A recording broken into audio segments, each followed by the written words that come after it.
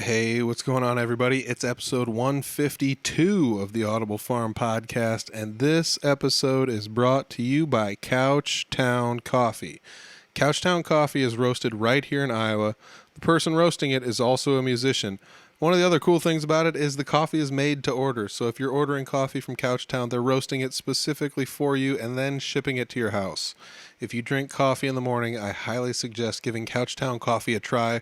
Support local, support musicians, and support somebody that supports us here on the podcast. Check out couchtowncoffee.com. Find a coffee you like, make an order, and when you do make an order, let them know Audible Farm sent you. Say, hey, I heard about you on Audible Farm, and they will give you 20% off. Why? Because Couchtown Coffee is that awesome. Thanks, Couchtown. This episode, I'm sitting down with Erik Lee. Erik is a guitarist and singer, as well as let's say a budding songwriter. Erik is also a youngster. I met him at some jam nights. He's a young guy. He's really good at doing what he does, and it's kind of wild because he's only been playing guitar for maybe a couple years outside of like what I would call just noodling or the hobby realm.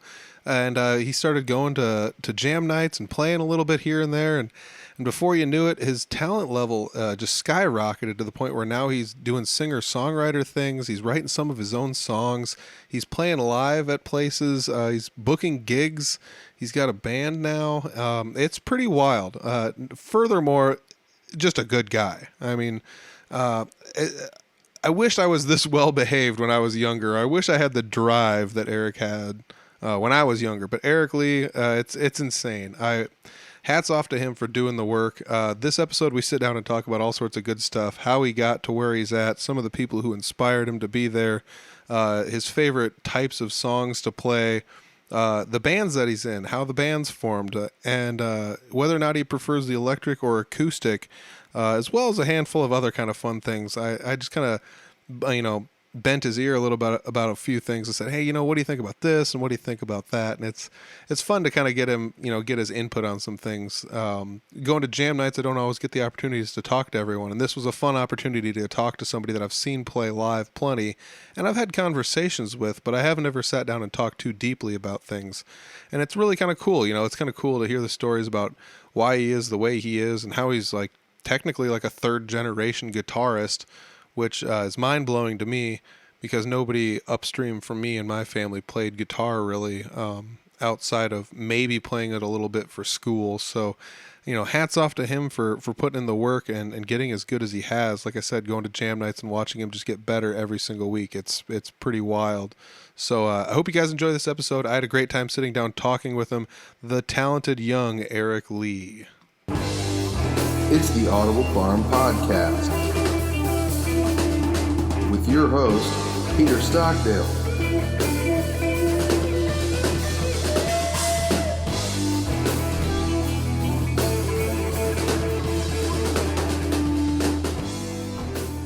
Today, I'm sitting down with Erik Lee. I guess I should ask that. You gonna go by Erik Lee? I guess so. It started out, because, underage, but here soon I'm going to be 18, so Yeah. a fully fledged adult here. Adult. So Erik Lee, I'm sitting down with Erik Lee. You've come to jam nights in Barnum, and I know you take guitar lessons from Jeremy Ober. I also know your style ranges pretty widely from what you like to play. I've seen you play acoustic and electric and things like that. And even though I see you at a lot of jam nights, and I've even had the opportunity to play songs with you, I don't really have too much time to sit down and talk with you because I'm always hem-hawing with everybody. And there's just not enough time in the day to dedicate to somebody for all this stuff. And I figured this is like the perfect time to ask you all these questions I always wanted to ask you that I never got the opportunity to. So let me ask you first and foremost, what got you into playing guitar? Oh boy, that is it's definitely a long story, but all right, we've got an hour. Let's see how long this takes. just gonna pass like 5 hours, 8 hours, 12 hours. Let's do it. I think the hard drive's big enough. Well, initially, my dad's been playing guitar since before I was born, long before I was born. Very, very talented man, and my family in itself had just been full of musicians, especially on my father's side. My grandfather was a classical guitar teacher. Oh, no way. That's awesome. And he was just amazing, and especially like growing up watching like two excellent players, it definitely like inspires you, like, that's neat, I want to do that. Yeah. But sadly, I was like, yeah, I want to do that. My dad would hand me, his guitar. I was like, okay, do this and this. I was like, no. No. Just set the guitar aside. Like, yeah, I want to go play with my toys now. Oh, so first you're like, yeah, I got to do this. And then there was that rebellious phase. And now you're like, all right, now I got to do this. Yeah. Yeah, pretty much. Dude, I couldn't imagine, like, it's not like my family's not musical. My mom, I guess, sang and stuff like that. She played like a flute in school, but other than that, she didn't really do too much with music, and nobody really did. My sister played some piano, but like you had it right there with your dad and your own grandfather to kind of show you the way and to see them doing things. Because I mean, that's a big effect on people psychologically, regardless. Because someone's dad could be like a plumber, and they're like, I want to be a plumber, and then they go and they're a plumber and they love their life, So that's pretty cool. What kind of music did your dad play for you, or what were like some of the first songs you remember hearing? The most significant one is one we still like play today, like just messing around, is "Welcome Home" by Coheed and Cambria. That was a big one, and there was a a big one. It was Iron Man, because the Iron Man movie, like as soon as it came out, my dad started playing, Sabbath. Of course, I didn't know it was Sabbath at the time. I was like, oh cool, this is like an Iron Man song. I want to listen to Iron Man all the time, every day, all the time. And so anytime he would be playing in his little music corner, I'd run up to him, and he would just start playing the main riff, and I'd get all giddy and sit down, That's hilarious. I mean, the song, it sounds like regardless of the age and stuff, it has the same effect on everyone. Because I mean, it's the same thing for me, and I'm sure it was the same thing for him when he was growing up. He's like, this song, I'm playing this riff 500 times in a row, and it's never going to get old. I mean, that's one you hear everybody play all the time, too, Iron Man. Right. I think we even played that in, like, our pep band in high school, if I'm not mistaken. So, oh, man. So what was the first songs, like, you ever got to play on a guitar? What was, like, your first experience, like, picking one up and actually trying to do stuff? Was it when you started taking lessons, or was it beforehand? Because, I mean, I'm assuming there was a guitar around the house. It was a little bit beforehand. I always wanted to sing as well, and I don't have a very high register or anything, so. And a big song that I really liked was Wicked Game, sorry, by Chris Isaak. And my dad, of course, he knew how to play it, and I asked him if he would show me, and that was sort of, I guess, the very beginning of me actually playing guitar. But that was, oh yeah, Wicked Game by Chris Isaak. It I don't know. I mean, everybody has their first song. I mean, it's kind of fun that you had your dad there to kind of teach you, because, I mean, when I was growing up, there weren't even really, like, tab websites. And believe it or not, YouTube, like, wasn't super a thing. So you kind of just had to, like, fumble through the internet and try and find someone that explained it somehow. And, like, one of my first songs I learned was, like, an Our Lady Peace song. So it's not like my song was, like, anything great, but it's, like, super cool you had somebody there to, like, show you how to do it. So how did you get interested in like singing and playing guitar? Were you always singing, or? Well, the big joke for me is my family, we would play like rock band occasionally. All right. And well, of course, me being, the little kid, my brothers would play, the bass and the guitar. My mom would occasionally play the drums, and and of course, I just didn't have the finger dexterity to play any of those. So they would just hand me the mic and say, just hum the notes. You don't even gotta sing properly. You just gotta do it. How old were you? Gosh, maybe 6 or 7. Oh, wow. Something like that. That's crazy. I mean, it's funny because like some of these stories I talk to you, and it's like I always forget there's like a little bit of an age discrepancy between us. So some of these stories, it's like Rock Band, that wasn't that long ago. I was 42 when that happened, or like whatever. But I wasn't that old, but it doesn't seem like it was very long ago. But it's like almost a lifetime ago for you. So that's pretty wild, actually. Yeah, it's it's music's been a long road for me, because I don't know, even like in like the 3rd grade, I had a great teacher by the name of Mr. Steverson, and I showed interest in like wanting to play the piano. You know, I just am interested in music in general, and well, he was a musician himself, and he played the guitar, played the piano, and such, and he decided that if I'd like, we could take lessons during recess instead. Mm-hmm. So when all the kids were going outside, playing and having their fun, I was wanting to go inside and play with the keys a bit. And he was I don't want to say my favorite teacher because there's a conversation coming up, I'm sure, but just Jeremy's gonna barge in the room, just beat me with a stick. Hey, listen here. Oh, man. So was he even like a music teacher, or was he just like a science teacher that also played instruments? And you were... Well, for the third grade, he was the homeroom teacher. There you go. Right. So he's like the teacher for everything. Exactly. But he wasn't even the music teacher at the time. So yeah, it was kind of weird because I, just talking about music to him, was like, oh, well, I play music, and I could teach you a thing or two. So I was like, cool. That's pretty wild. Didn't know you were getting some bonus learning in. Like when you think about it, that's literally what was happening. It was just like, I'll keep learning more, instead of going out and playing. Yeah, I still think back to some of those lessons I had with him, and it's like, wow, this, like he would teach me certain things that could possibly like apply to guitar and such. Just don't really have an example, but just thinking about and looking back is like, that was a really important part, of music. And I guess I just didn't realize it at the time. That's pretty wild. So was he teaching you like just how to play chords and things like that, or like was he trying to teach you any sort of like music theory or like? He definitely tried. He definitely tried. Yeah.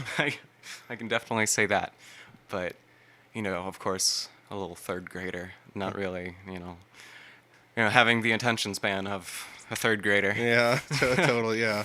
I can really apply myself all too well. Oh man, yeah, I could imagine. Like I did learn some music theory, but it wasn't until like I was like 18 and really wanted to, and like that's when I started like learning it, And even then, I was still like, some of it's like, this is confusing, Mm-hmm. But I'm sure you've done music theory type stuff with Jeremy though.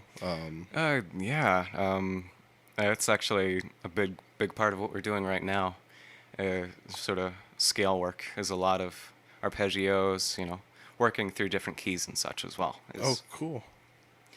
And and working with Jeremy is just a lot of fun, especially because you have someone with so much experience and someone who's just so talented.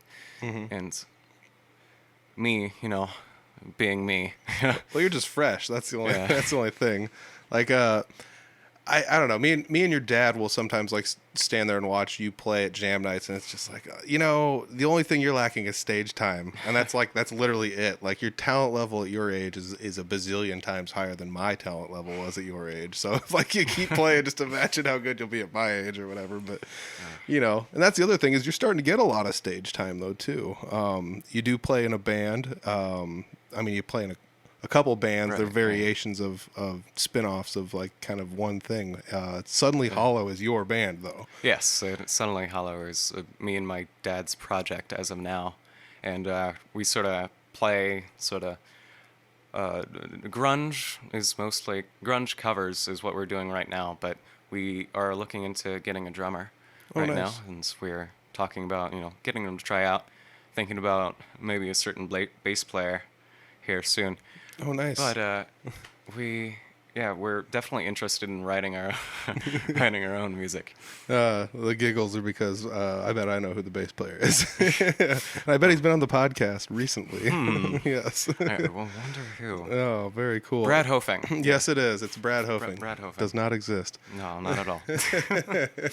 That's another crazy thing, because like one of the first times I met you was also one of the first times I met, and here comes the name drop. It was Owen, but I don't know if he's the person you had in mind. That's my guess. But like you and Owen came to like one of the first jam nights together, or at least when I was there, and it was like, where do these kids come from? And it's like, oh my God, these kids can play. This is insane. Like this doesn't even make any sense to me, Because like I said, when I was your age, I mean, I just like learned a few power chords and was like, dude, I'm so cool. Like, listen how cool this is when I hit the E power chord. It's heavy, you know. So I'm glad, like, you know, at your age, you're taking it to the level, you know, and the extent you're taking it to the point where you even have like a band and you're out playing shows, which is really sweet.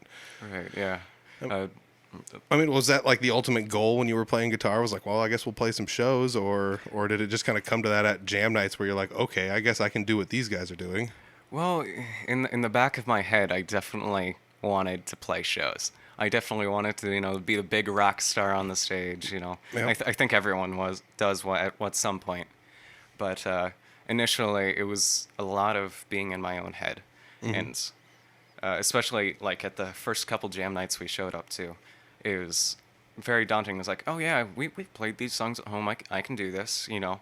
Then I get up there and instantly, like, my brain is just screaming, just internally screaming, and oh gosh, yeah, it's nerves has been a really big part of this adventure as well.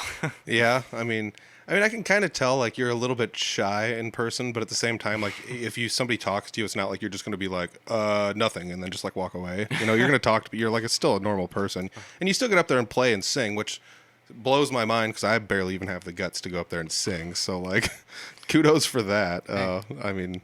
Just gotta say this: you are a really good singer. I'm trying my best. I'm definitely not going up there and trying my worst. That doesn't make any sense. But yeah, I mean, that's like one of the things. You go up there, you just got to get some of the repetitions in. And I'm still even learning about myself as far as playing guitar on stage.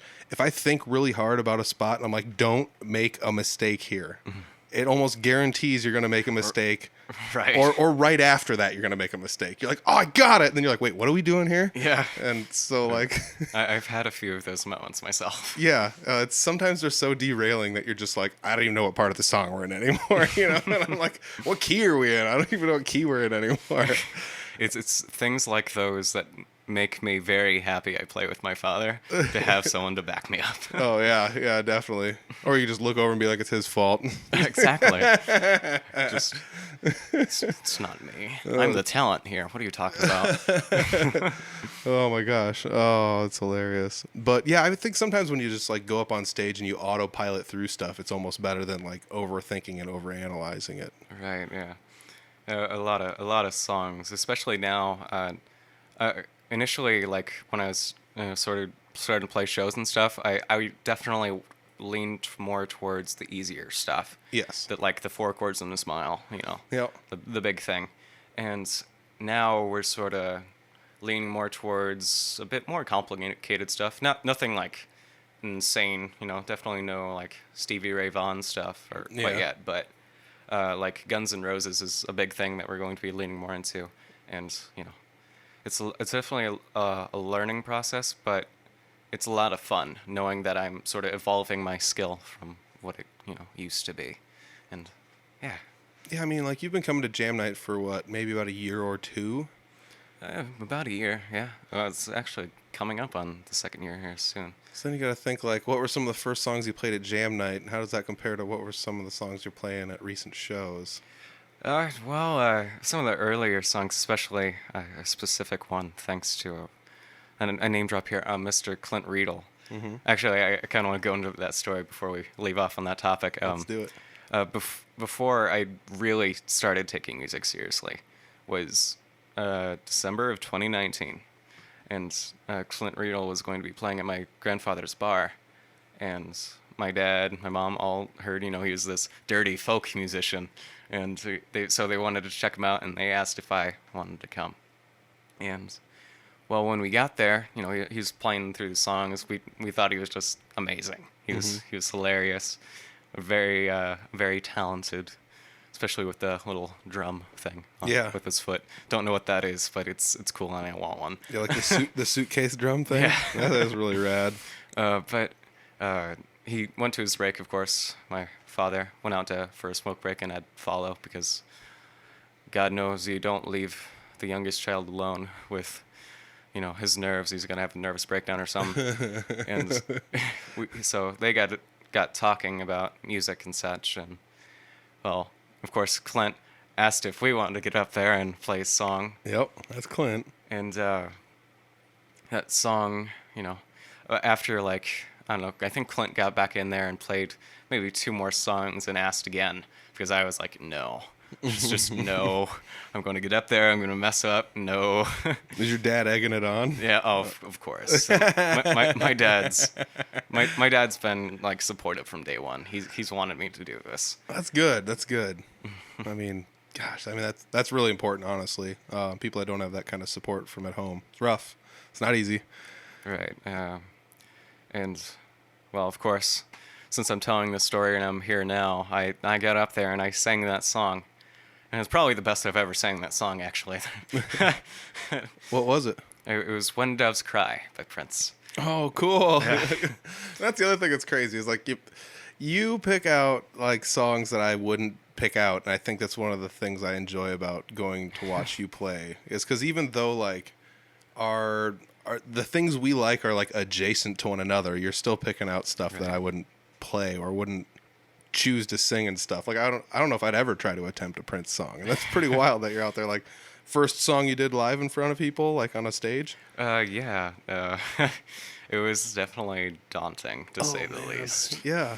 And, of course, my mom was sitting, front row, essentially, and recorded the whole thing, posted it on Facebook, and great response, actually. Also, it's out there somewhere. Oh, definitely. If you want to hurt your ears and hear my very early voice, yeah. Somebody send in a link. Oh my gosh. I gotta see this thing. Oh, please no. Oh, this is crazy. That's so cool. So like how old were you when this happened? Maybe 16, 15, 17? I just turned 16. You had just turned 16 at the time. Wow, that's crazy. I was about this time I got on stage for the first time, but mine was like a built-in thing where like I had a punk band at school and it's like, hey, here's this homecoming thing and it's an assembly or whatever. Do you guys want to play a song during it? It's like, yeah, cool. So we were like, we're rock stars. And I didn't, it went okay, but it honestly like socially didn't go very well. Somebody videotaped us. Not with a cell phone like they did with you, with a camera about the size of that trunk right next to your face. And they were just like, I'm going to record this. And that's how big cameras were when I grew up. Oh, God. I forgot. You're ancient. Yes, I'm Cell phones? pretty close. Yeah, but yeah, somebody recorded it, and that you could hear people not enjoying it as much as they Right. could have been. So let's just say that. But we were also in high school, so that begs me to think: do you think it would have been different if you played in front of your peers in a high school setting? Or Oh, God, definitely. Yeah? I was not the popular kid, to say the least. Oh, man. Getting picked on was a regular thing for me. I definitely tried to hang out with the cool kids. Definitely tried. Yeah. But it's tough when people think you don't fit in. So. That's similar to me. I thought I was the cool kid. I very much was not. But yeah, and I don't know. High school is different for everybody, but being in front of your peers, I think regardless of what side of the fence you're on, is probably just as awkward. Like even if you are the quote unquote cool kid, they're probably just like, oh, I gotta dress nice or whatever. I don't know what it is. You gotta dress nice, act a certain way. Yeah, or maybe that's how they normally act. I don't know how it all works. I guess I didn't take any psychology classes really. Maybe they're just mean to be mean. I don't know. So you didn't play in front of your peers, which might have actually been a plus for you. But because like that was something when I played in front of my peers, I was like, I don't know if I should just pack this up because people were not enjoying it. But we found a few people that did and kind of went with it that way. So there was still like a small support group, Yeah. thankfully. But out of this show, what was your avenue to finally get to a jam night then? Did you start taking lessons and then go to a jam night, or did you go see Clint play live a few more times? Or Actually, Clint, I think initially, like after we got done playing, asked if we wanted to go to jam night. And of course, we were in the process of moving at that time. Mm-hmm. Moving from a place to another place. there we go. That's how we do it. Yeah. And so we didn't really have the time, and so I just kept on playing. Mm-hmm. It's like I really got motivated after that first show. I was like, maybe I can do this. Yep. Maybe this is a thing. And of course, I think maybe 4 or 5 months after, I went to a jam night. Very short-lived. I didn't play. I think I didn't even talk to anyone. I don't think I saw you and you were playing, and another gentleman was playing. Not that I can remember the name, but Yeah. and I just thought it was super cool. And of course, Clint, being the nicest human on the planet, asked if I wanted to get up there, and it's just absolutely not. And so I think after that, it was a time we went. It was Clint and Jeremy playing in Fort Dodge somewhere. Not that I can remember the name of the place anyway. And my dad knew Jeremy previously from where I don't know, but he sat down with Jeremy, brought me over, and asked if I wanted to take guitar lessons, which we had talked about previously, but we, of course, schoolwork, it always came first. And if you don't get the good grades, you don't get to become a rock star, you know? Yep. And It's a good dad. yeah, good dad. And so, of course, I said yes. I was like, I just got done watching Jeremy shred. Yeah, I was going to say, was this before or after? Because if it was after, I'd be like, yeah, I want to take lessons from that guy. Like, what the hell? You even got to ask? 'Cause, Yeah. like, tell me the time and date. We'll be there. Yes, I'll be there. I'm canceling stuff for this. Of course. And so, yeah, I think shortly after I started taking lessons was when I showed up to jam night, which I didn't even know Jeremy lived like near Barnum. Yeah. And so when I think it was you probably. You initially asked if I wanted to play the guitar, and of course I was like, no. Like, what the hell, no? Like, that thing is an electric. I play a wood, like, with a hole in it. Had you ever played an electric before that, really? Or? No. Oh, really? Electric was completely foreign to me. So Oh, wow. it was, again, I've said this before, but it was a real learning experience, you know. It's like, hey, you can't rest your hand on the strings anymore. Yeah, you dingus. Yeah, you dingus. That's crazy. And so, yeah. Yeah. So it was pretty much like at the same time you started taking lessons that you went up there and started playing. So, okay, that makes me think, like, do you have an electric guitar now that you play? Yeah, we definitely invested after those first few jam nights.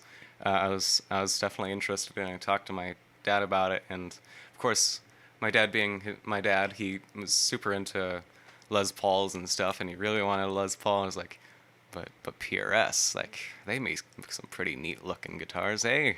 And of course, PRS is not exactly a cheap brand. Nope. Just putting that out there. Yeah. And so, my dad, I think it was something along the lines of, you got to learn this song and you got to play it, and you got to play it well, and you got to sing with it, and you got to sing it well. And that was, so I worked at it, and that song, of course, looking back at it now, it's certainly not a difficult song. It was a Seether song, actually, and it was the one with Amy Lee. All right. And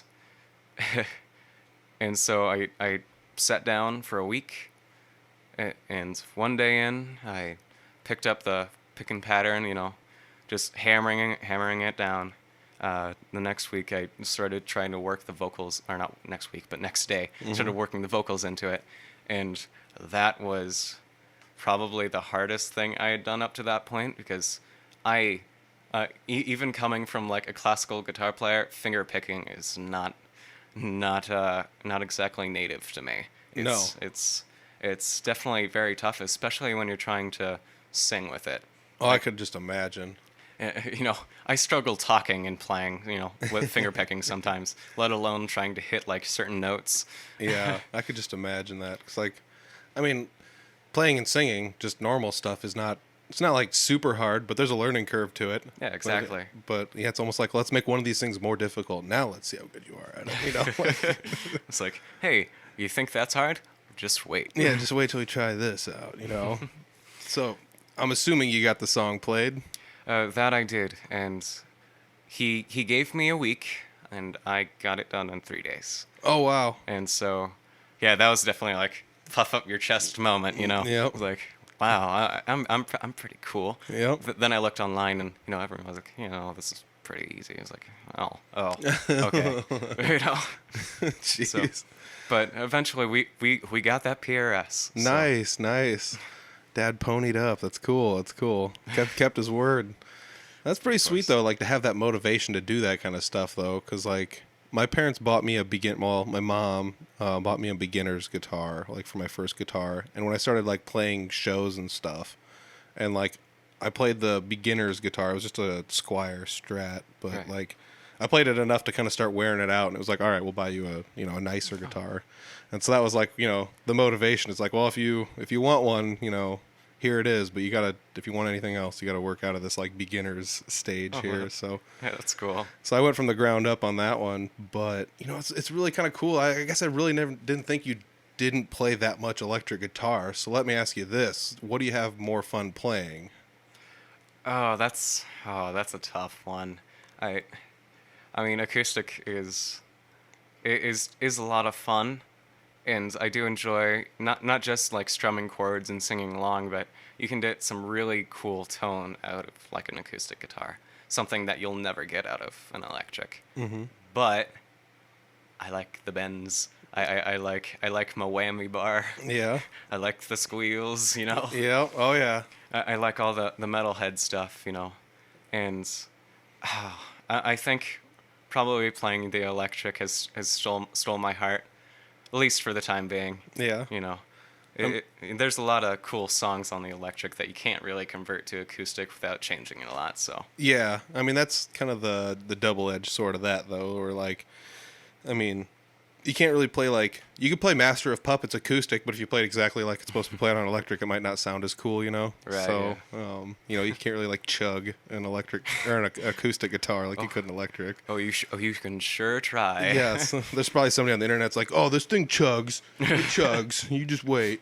There's You know. always that one guy. Oh gosh, yeah. I mean, for a while that was me. I just went onto every website and I was like, tone. It was like tone. It's like, oh man, I was a horrible person when I was like doing the tone quest thing for the electric guitar. I was like, I gotta find the perfect tone I want, and eventually I just gave up and I'm like, I like them all, It's kind of like Right. car guys. It's like, I like Mustangs, and eventually they're just like, I like them all. Yeah, I got a Camaro too, whatever, or. Oh man, so electric and acoustic now, and you actually have an electric that you get to dabble on at home instead of just having to wait to go to like jam night and trying to play one there. So I bet that's got to be pretty fun. Oh yeah, I definitely recently once I get my homework for the two bands that we're in, done and set aside, I definitely pick up the electric and start. I just recently started learning Soothsayer by a Buckethead. Oh no way! Yeah, it's really really fun, and I haven't gotten to all the shreddy bits yet, but once I do, Oh my gosh, yeah, Soothsayer is an amazing song, and it's kind of weird because it's like somebody's like, I like this Buckethead song, and it's like, well, he's got 200 albums. Which song is it? But that's one Right. of the classics there for sure. So. Yeah. If anybody hasn't heard that one and you like instrumental stuff, check it out. Absolutely. It's the man with the head of bucket. So The KFC head. yes, guy. yes. I don't know if you can do the KFC ones anymore. I think you might have gotten sued or something. 'Cause It sounds about right. yeah, maybe you didn't. I don't know. I might be making that up. Call in if you know. This isn't live. What am I kidding? So that's pretty crazy. Like, are you learning that one with Jeremy at your lessons, or are you learning that one kind of on your own? Or That one's definitely on my own. I try not to task Jeremy with too much pain and suffering because, to say the least, I'm not necessarily a slow learner, but I do, like, in a situation like in a lesson environment, I'm definitely like a lot slower because all the nerves is like, especially working with someone like Jeremy who's like that good. Yeah. You getting in your head is a big issue. yeah. I do that at jam nights even with him. It's just like, come up here and play with me. I'm like, I don't know what to do. And he's just like, A minor. I'm like, oh my God, I'm going to wreck this. And it's like, A minor. Like, just play an A minor, dude. Like, just do what he said. Just fill in the holes. Like, come on. That is kind of fun, though, like, to take a lesson from somebody like that. Because I never really took any lessons. And there was people around me that I, like, really looked up to, but I never went out and took lessons from anyone.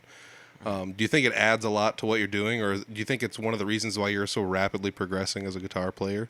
I can confidently tell you right now, today at this very time and this very point in this podcast that I would not be where I am right now without Jeremy Over. Oh, nice. So is it like one of those things like just now you realize that, or no? I'm just kidding. Oh yes, I just like up just until clicked. now it was all me, and then you said that, and I was like, no, maybe it's not all me. Oh my gosh.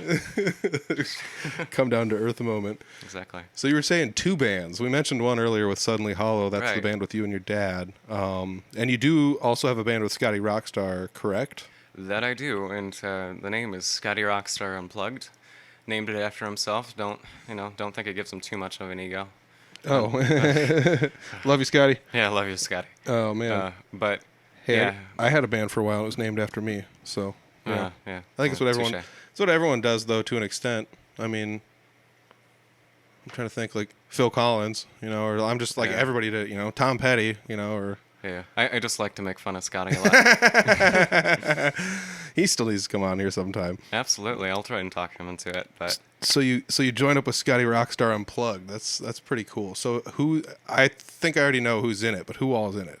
it's me, Scotty Roxtar, Yep. and my father. Nice. Who's again also in my other band. Mm-hmm. And well, we've all known each other, and especially for anyone who probably doesn't know, or well, I'm sure a lot of people do. Scotty Roxtar was originally Scotty Roxtar and Tracy Ernst. Yes. And well, me and my dad have known Scotty Roxtar and Tracy for since I was knee high, to say the least. Yeah, your dad was And- saying that you were just like a little kid when you guys knew him.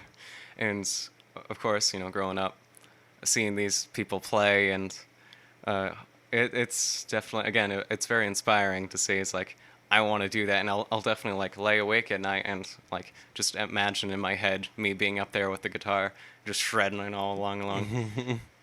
Just definitely blurring out the fretboard in my imaginary dream, because I totally know what all those funky little lines are. Yep. But that was definitely a big part of it, and so recently, it's coming up to I suppose a year anniversary. Tracy Ernst passed away, and of course was an awful hit. And Scotty, I'm aware, was thinking, maybe he just didn't want to do it anymore. He didn't want to play music. And of course, us being us, and I believe it was maybe my father might have talked to him, and he was like, wait, what am I doing? We have, I have this guy right here, right now. Like, he can play guitar. We've known each other since, years and years, almost a decade, probably more. And then he had another like moment of realization. Why am I limiting myself to this old guy? Yep. Why can't I play with the young kid too, who's And so I guess that was sort of like the defining moment of sort of the new little Scotty Roxtar Unplugged thing going on now. But yeah, sorry, I keep on losing my train of thought. No, that's cool. So like, you and Scotty, I know I've been jamming here and there quite a bit, and I don't know this much about Scotty, and I've known him for quite a while, just not personally.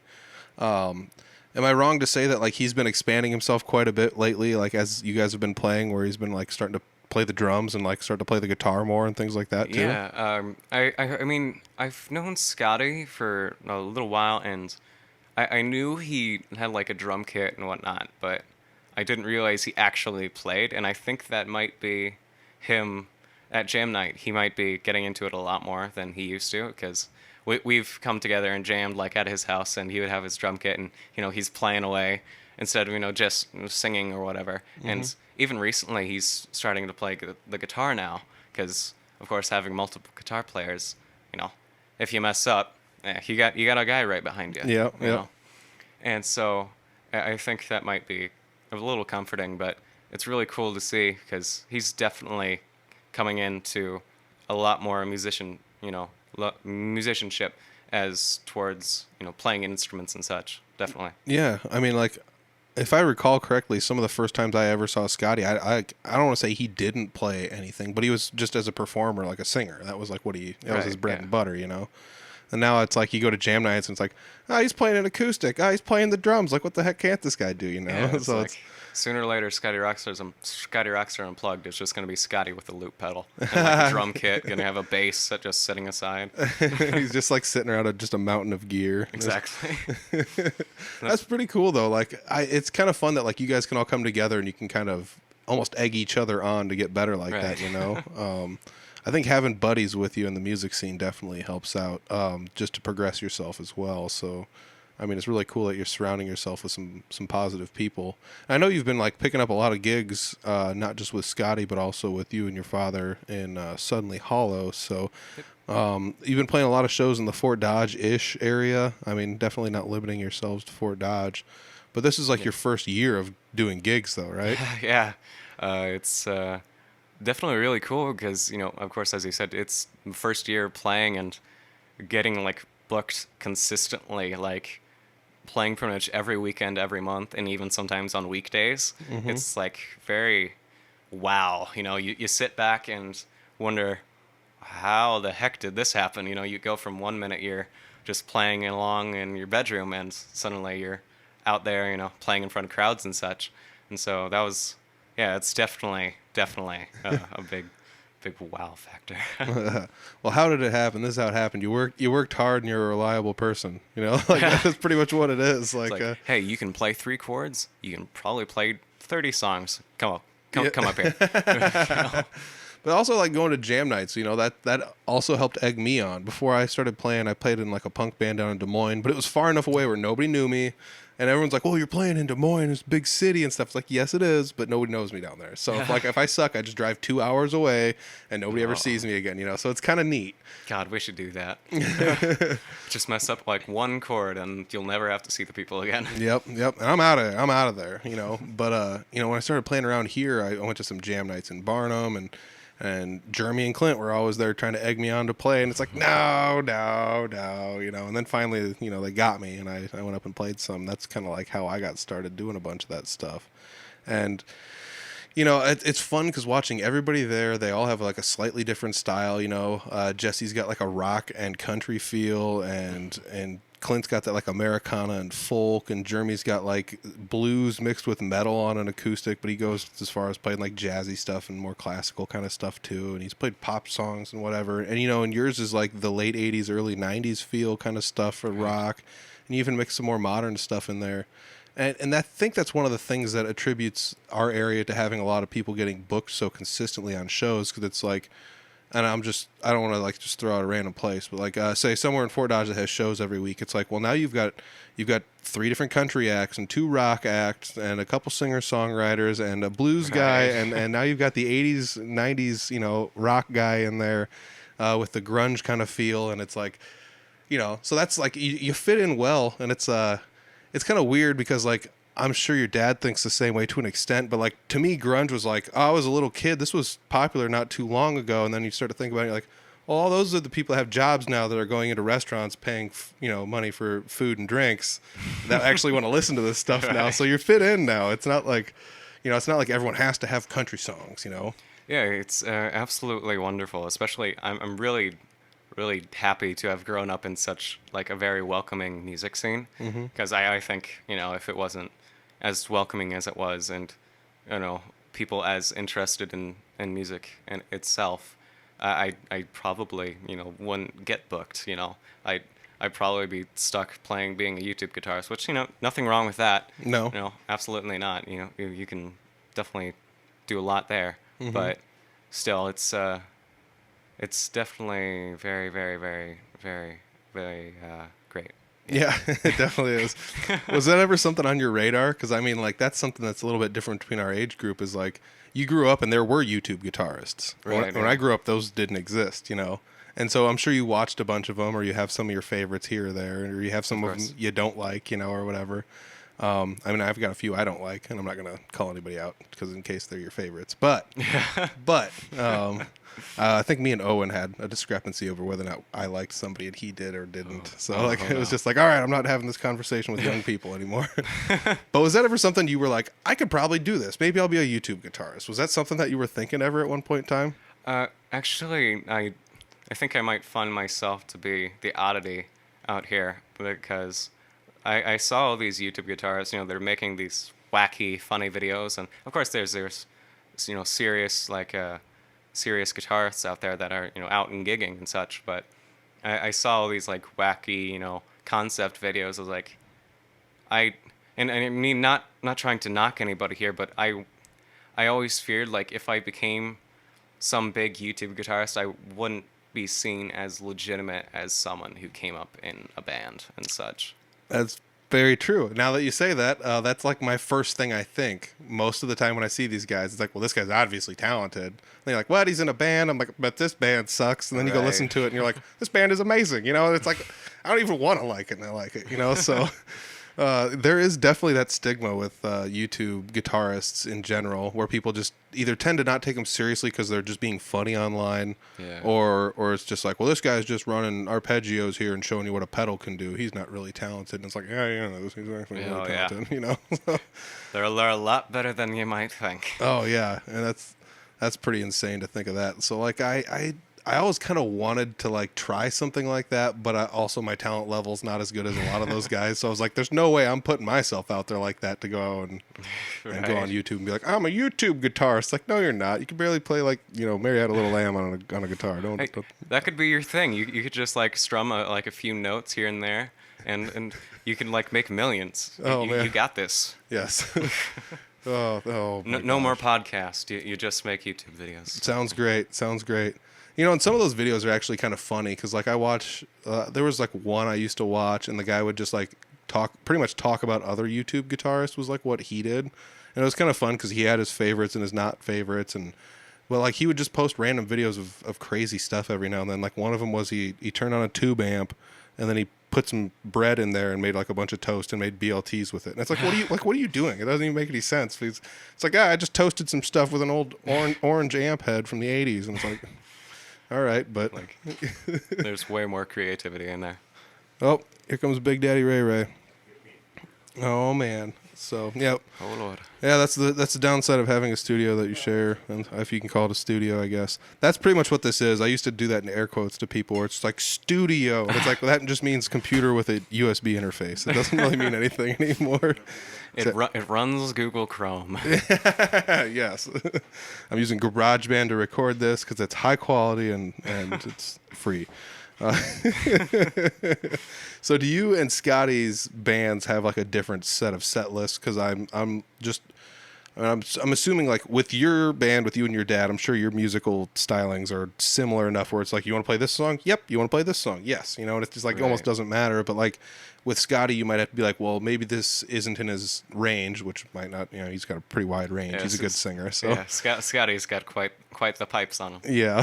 So maybe that's not the way to describe it, but maybe the songs aren't his bread and butter that he wants to sing. So like, how do you traverse that, or are the songs similar, or is there much crossover between the two? Well, thankfully, we are very interested in similar styles of music, and I think that's probably mostly because, well, my dad grew up on that style of music. Scotty grew up on that style of music, and I grew up with my father. So, there you go. Yeah. it just happened naturally. Yep. and so we usually connect on a lot of different like musical styles, and definitely a lot of songs that we might want to do. But yeah, especially like now, we're definitely leaning more towards like rock stuff. More. I know my dad really wants to get into the 80s because that was a big thing for him. Oh yeah. And I'm really into, well, I should say, I've listened to Skid Row quite a lot, which is a big band for me. Yeah. Sebastian Bach is like the coolest. Not to mention like Snake and Scotty, the two guitar players. Yeah, it's amazing. Skid Row's some pretty awesome stuff. Little Slave to the Grind. Absolutely. Yeah, that's some killer stuff there. I might say something controversial here, but Subhuman Race was actually a good album. Yeah. Who knows? I mean, I'm not going to say no, it wasn't, but you're definitely entitled to your opinion, so don't come after me. So scroll down below into the description section and find his bands and comment on it as how much. No, I'm just kidding. Although I do have to say that. I'll say it in the outro and stuff, but all the links are down below for Suddenly Hollow if you guys want to check that out. Does Scotty Roxtar Unplugged have any social media? I believe he has his Facebook page. It's not very active, but we do post updates there occasionally. All right, I'll snag some of those social media for that and put it down below too for you guys. And I do know that like you've kind of been testing the waters as far as like maybe trying to be in another band or things like that. You know, it's one of those fun things where, you know, now that you realize what this is, it's like, well, now where do I stop? Because like that's another spot you got to find yourself in where it's like, how much learning of music is too much before I'm in over my head, and I'm like, with 3 different bands that all have different 4-hour sets, and it's definitely a big part because, of course, my dad is like very aware. Like I'm in my prime years to learn all these things, and so I'm sort of just trying to just be a sponge, a musical sponge, and absorb everything as much as possible. And of course, we've been trying to and looking into maybe doing other projects with other people as well. Of course, as I mentioned, you know, other musicians, and yeah, that's a big part of what we're doing right now. Lost my train of thought again. Brain go burr. So what's the like style you would say that you play the most then? And are there any styles you're trying to lean towards? Because I remember you were saying you're starting to play a little bit more rock now, and your dad's kind of hoping you get into that 80s rock, which I could totally see you just destroying some 80s rock. I appreciate that. Yeah, that's definitely keep on saying definitely a lot. Gosh, yeah. It's a buzzword. I have one, and I can't remember what it is, and somebody will tell me. But for a while, like they told me it was a drinking game they had, was to like take a drink every time I said one word. I don't remember. It was like awesome or amazing or like, killer awesome. Or something. But oh, yes. So what's your like? What kind of style would you say you have like on a guitar as of like right now? Well, to say, I can't really say I have a particular style because I'm still evolving my playing, and one day I'll listen to one song and I'll try to mimic some of that, and I'll even admit some things here. And going to jam night and such, watching Jeremy play, I'll pick up a few of his licks just watching him play, and I'll get right after him and play those exact same licks, just in a different key. And it even applies to you. I watch you play a lot of times, and a lot, especially like in the early couple jam nights when Jeremy might not have been there. I watched you play, and I definitely tried to copy everything you did because I just thought it was super cool. And of course I do try to come up with riffs on my own, obviously, but and I'm not just like a total thief, but especially working with Jeremy, I'm just gonna steal things anyway. So yeah, well, it's not like you're even stealing things, because I mean everyone's already like, any small pattern I've ever done on a guitar where it's like, this is the riff I played, it's like I probably heard it somewhere else or learned it somewhere else or stole like that tiny passage of 4 notes out of a solo of something else or whatever. Or somebody's gonna be like, that's the B.B. King blues box, and I'm gonna be like, okay, whatever, like I sat in the basement and learned this on my own. Sorry, it's a common thing that everybody knows, Literally me. Just watching a YouTube video, I was like, hey, that's that thing, Yeah. I mean, that's what a lot of it is sitting there and watching other people. And that's kind of how I got better at playing guitar, was I played like a lot in a church with like a church band. So it's like, we're on the fly a lot and we're playing this, and it's a whole lot of like, they just turn around like, play the chorus again. And it's like, okay. And you're like, okay, it's these chords. And you just like go back into it, and so like doing that kind of stuff was, that's not like, I wouldn't call that thievery even in the slightest bit, Sure. And I'm honestly like, I want to be like, oh, I'm so flattered, that you would see what I'm doing and want to mimic it. But it's also like, that's pretty much how I learned too. And I had those people around, when I was growing up. So it's really kind of neat to know that I was like, one of those people for somebody else, And I've said it before, like, even on this podcast, sometimes me and your dad will be outside and we'll be watching you, and it's like, God dang, like every now and then there's some like flashes of excellence that it's just like, what the hell is going on? This kid is just shredding it up there, and it's like for a whole song, you just destroy the song, and it's like, dude, he was feeling that one, and it's like, I don't know where you pull some of the riffs you pull out, and I even said it to him, like there's some stuff you do that I don't know if I could do, so it's really kind of cool to know that, like I would say a lot of what I do is really, really blues based, but yours doesn't just stay there, and that's what I think is probably one of the coolest things about watching. I'll let you in on a little secret about my playing. Do you know the Pentatonic Scale? Yeah. Do that. Yep, that's a lot of what I use too. Yep, ad nauseum for the most part too. Absolutely. But, you know, there's a lot of people that tell you, like, hey, that's, you know, 60% of what I'm doing up there, 70%. It's like, holy cow, are you serious? Like, how come what you're doing is not the same as what I'm doing when we're using the same notes, you know? Like, Yeah, I've had that same realization as of late. It's like, I am playing the exact same thing you did. Well, why doesn't it sound good? You know? it's pretty fun, though, like, to do some of that stuff where, like, I've definitely gone to jam nights or, like, heard songs or things like that where, like, I'm going to go home and learn that on my own where nobody's going to judge me, so I don't have to try it out here for the first time in front of all these people. But that is also kind of the fun thing about jam night is, like, you can go practice something at home and go up there and be like, let's give it a whirl. Let's throw it in this song and see Yeah. how it fits, you know? And Yeah, no one's gonna judge you. No one's gonna make fun of you. yeah. You know, Like, even if you mess up, you know, which I can admit, I've done it plenty of times, and everyone's just super supportive. oh yeah, definitely. I mean, there's a lot of people that have gotten like halfway through a song and bailed on it, you know, or it's like I was feeling this song and now I'm not feeling it, or like I know the intro riff to this. Let's see if we can figure out the verse riff, you know, and you're just kind of guessing your way through it. Me to a T. Oh man, that's hilarious.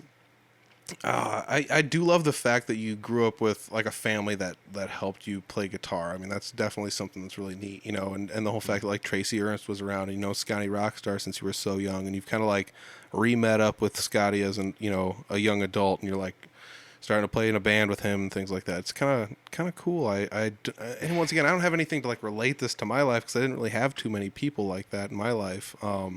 When I was younger, like I did know Jeremy Ober, and I had gone to shows to see like Chris Carr when I was about your age, but I hadn't really like invested anything in the scene really, and I didn't really know there like was a scene where there were people that were out there like playing a lot of shows. You know, I just thought it was like garage rockers. So it's kind of cool that you got like exposure to this at such a young age. Yeah, I'm definitely very fortunate to be around the people I'm, especially being able to be here and talk with you, being a very excellent musician yourself. Oh.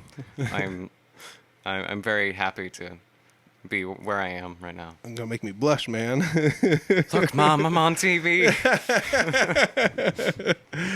Oh man. So have you we did mention this a little bit, but have you ever tried writing your own music now that you know like some music theory, and I'm sure you've learned plenty of chords and kind of how to put them from together start to finish? And I have definitely been working on writing a lot of music, and some of which is I'm really, really happy with. I have to admit that. But it's still a very slow process with me.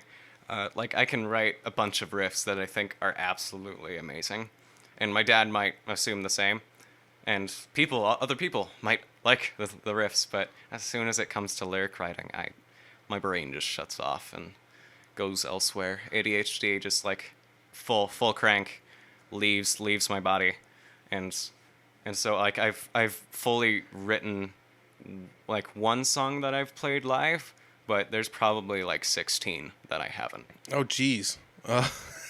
Holy cow.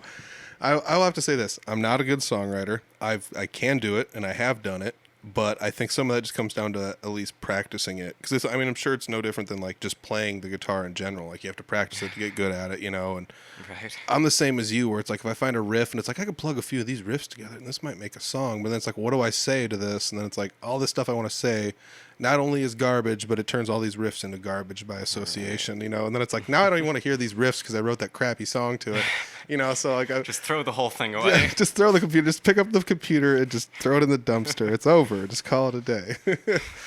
But that's wild. So you've got enough for an album if you really wanted to make an album. Right. Yeah. Is that a goal? I definitely like writing a complete album is definitely something I really want to do, but I am still trying to find the confidence in what I write to really put it out there, because I want what I do to be perfect, and I don't want it to be like I don't want to listen back to a song like could possibly even be playing on the radio and listen back as like I could have done that differently. You know, that could sound a lot better if I did this. Mm-hmm. You know, I guess I wouldn't necessarily refer to myself as a perfectionist, but when it comes to music, I definitely want to earn my salt. You know, I wanna have other musicians listen to my music and actually, you know, wow, that's cool, Like you were saying before, like those little spurts of inspiration is like, yeah, I want that to be my whole set. Oh yeah, definitely. Instead of just kind of one-offing them there, but like, I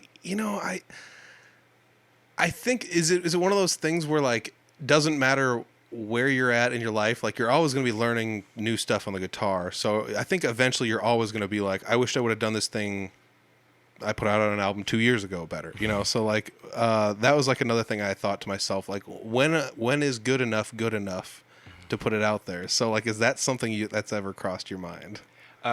Yeah, that's I'd be lying if I said it didn't, but it's a battle with myself mostly.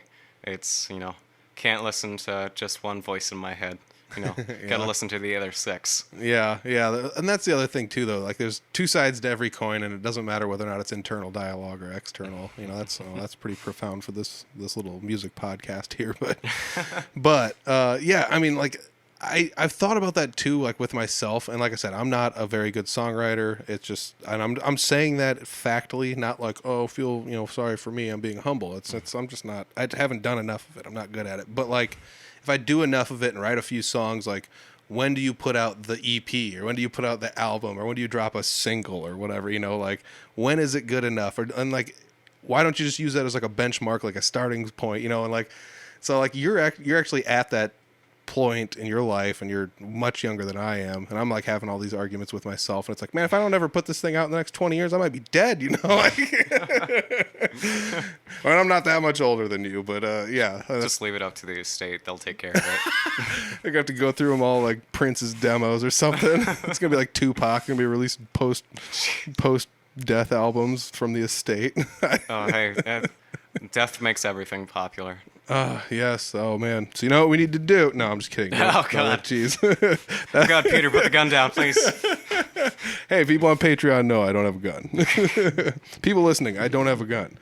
Oh my gosh, this is hilarious. I feel like I know you a lot better now than I did before, and talking to you, because believe it or not, like, I feel like everyone gets nervous around other musicians to an extent. I mean, we're all peers, we're all buddies, but I feel like every one of us has something we look up to the other one for as well, so right. I mean, that's another thing where it's like you're playing up there, it's like, I can't sing like him, and it's like, I can't play half these songs, he's playing weird chords, like the solos he does are different than mine, how does he do them? I don't know. And it's like, so there's stuff that you do that I'm like, I look up to you for this aspect, or one reason or another. So sometimes I'm just like, I don't know if I should talk to him, he's pretty cool, but you're just a regular guy like the rest of us, so it's oh gosh.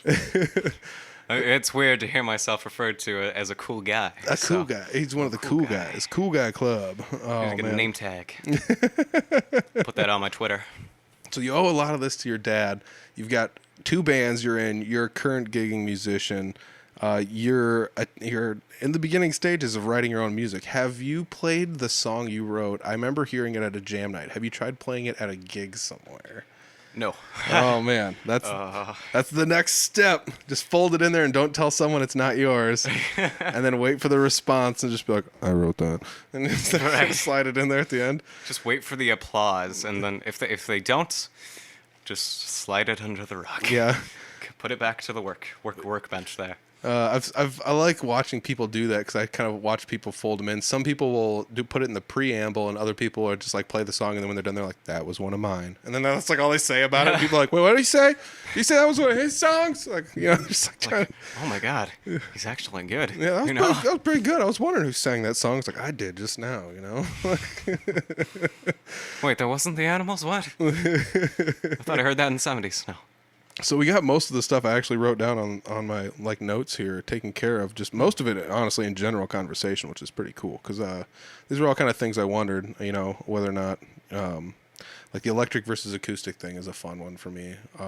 It gives me great pleasure to know you're playing the electric now too. But I guess I didn't know you were playing only the acoustic for so long, which is probably why you can shred an electric so well, because your fingers are well exercised to the acoustic.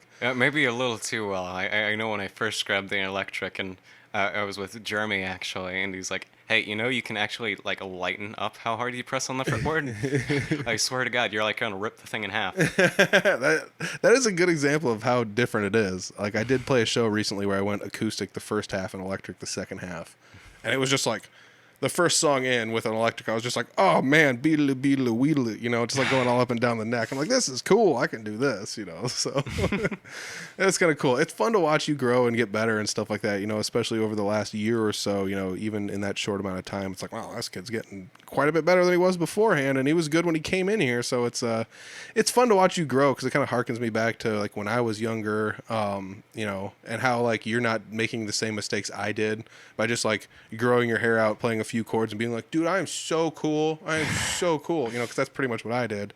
And it wasn't until I was like 27 that I was finally like, all right, I got to learn this, I actually learned this. And by then I didn't have any hair and it was sad. I can give you some of mine. Don't worry. I'll take it. That's going to be the selfie we take. Drape your hair over mine. Oh my gosh. Is there anything else you want to talk about on the podcast here? Now that we covered about an hour already. Easy. I do have a few things I would like to mention. Yeah. Mostly just giving thanks to a lot of people who got me where I am. First and foremost, Jeremy Ober wouldn't be, sitting right here. Especially like if you were late to lessons, I probably wouldn't actually be here. So thank you for showing up on time. And Owen O'Brien for being like the best guitar playing bass player I know. Alex Trevine was just sitting in the corner, just seething with rage. What did I do?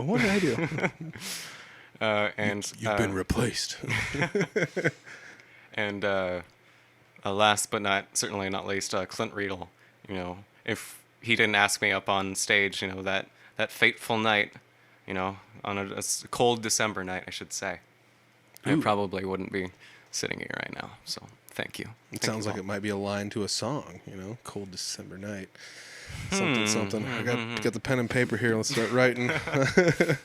Well, dude, I thank you very much for sitting down and talking with me on the podcast this week. It's it's fun to get the perspective of somebody younger that's on their way up as opposed to people like me who are, I don't want to say on the way down. That's not the way it should be said.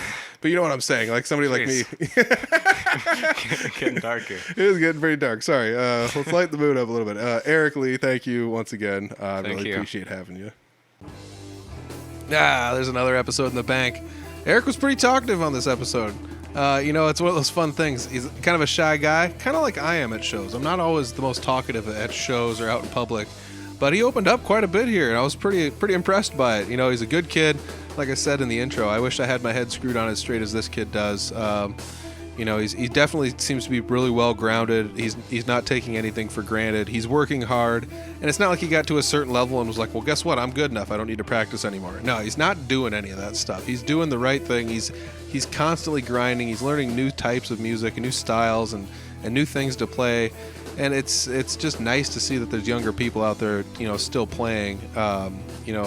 Him and Owen going to jam nights. It was wild the first time I saw them show up, and I was like, oh, it's just a couple kids. And then before you know it, it's like, oh, these kids are better than I am. So, hats off. And once again, how do people get that good? They practice. Like I said, he's putting in the work. He's putting in the real work to do this stuff. So hats off to him for doing the real work.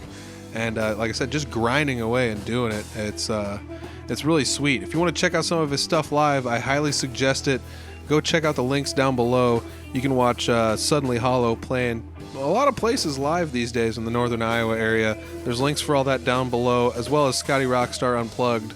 Eric also plays with Scotty Roxtar Unplugged with his father. So it's pretty sweet to see that he's got two bands, essentially, that he goes out and plays shows with and does stuff, and he does a lot more of the singing and things like that with Suddenly Hollow. Most of the soloing and things like that, that's all him. He's doing a lot of work out there in the solo realm at a very young age. So hats off to him for doing that, taking the bookings and everything himself. I can't believe it. At his age, I couldn't have imagined doing what he's doing. So once again, it comes back down to hard work. So if you guys want to see some hard work paying off in action, go check him out live. Check out the links down below.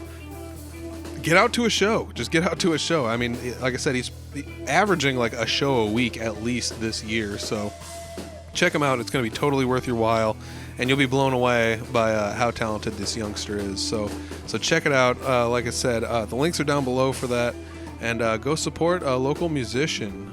If you're into the supporting thing, you can support the podcast non-monetarily. It's pretty easy. All you got to do is like, subscribe, share, comment on something. Subscribe's a big one. If you're listening on YouTube, click that subscribe button. I'm trying my best to push that thing up there. It's been about a year since I've had the Patreon page. It's getting pretty close anyways, and the Patreon page has been a pretty fun thing, honestly, to sit down and try to complete. And I do think that a lot of people are missing out if you're not doing the Patreon page. It's only $1 a month. And once again, if you don't want to do the Patreon page, that's totally fine. Audio episodes are going to be free. But I did try to push for a while that if I get up to 300 subscribers on YouTube, I'll drop a handful of those Patreon videos for free for everybody. So if we can get up to 300 subscribers on YouTube, I'll drop the first 20 episodes in there for free for anyone to listen to and watch along with us as we kind of talk. And that's one of the fun things about this podcast. It doesn't always take place in the same location. Sometimes it's at my place in my quote-unquote studio. Other times I'm traveling to go visit the musicians at their homes. Sometimes we're meeting up at coffee shops and things like that, or practice pads or places like that.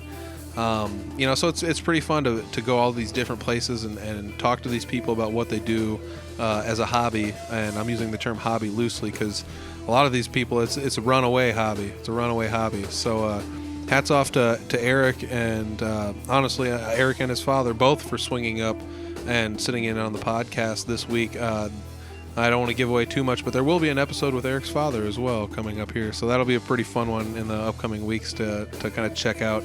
It's not a short drive for them to go play shows. It's not a short drive for them to do any of this stuff. And to come to my place where I've got the studio, it's an even farther drive. So if they're listening back to this and you've made it all the way to the outro, I just got to say thank you guys very much.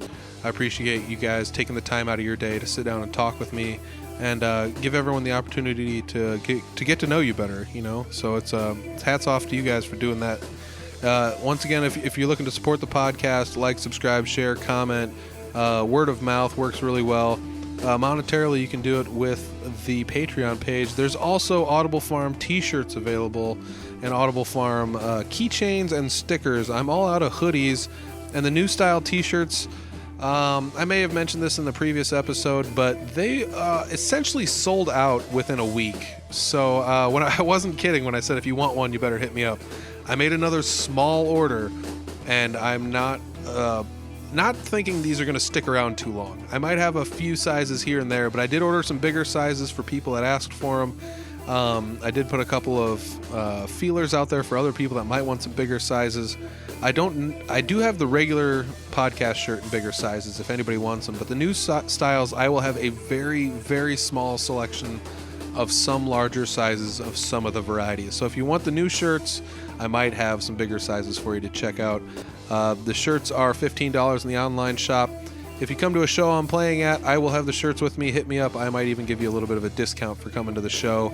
Otherwise, I do play a lot of shows now with Jesse Wilson and Three Finger Betty, everywhere from northern Iowa all the way down to the central Iowa and beyond. I know Three Finger Betty's starting to branch out again. We're starting to play shows out of the state and in different cities. So check us out live. Say, hey, I saw you had those Audible Farm shirts. Can I get one? Like I said, if you hit me up at a show, I might even just give you a discount because I'm feeling that good about it. So hit me up if you want an Audible Farm shirt. Otherwise, the Audible Farm shop, it's open. So check it out. The shop is open online. You can buy shirts there as well. I'll throw you a sticker in there for free too, just for fun because, why not? And, hats off to everybody that did buy a shirt recently. I did not imagine that the shirts were going to sell as well as they did. They flew off the shelves. I sold most of them within 2 or 3 days of one another. So hats off to everybody that bought one of the new shirts. Wear them proud, wear them loud. Send us some pictures if you're wearing them. I want to see what team everyone's on. If you haven't checked out the new shirts, check them out. They're split into 3 different quote-unquote teams.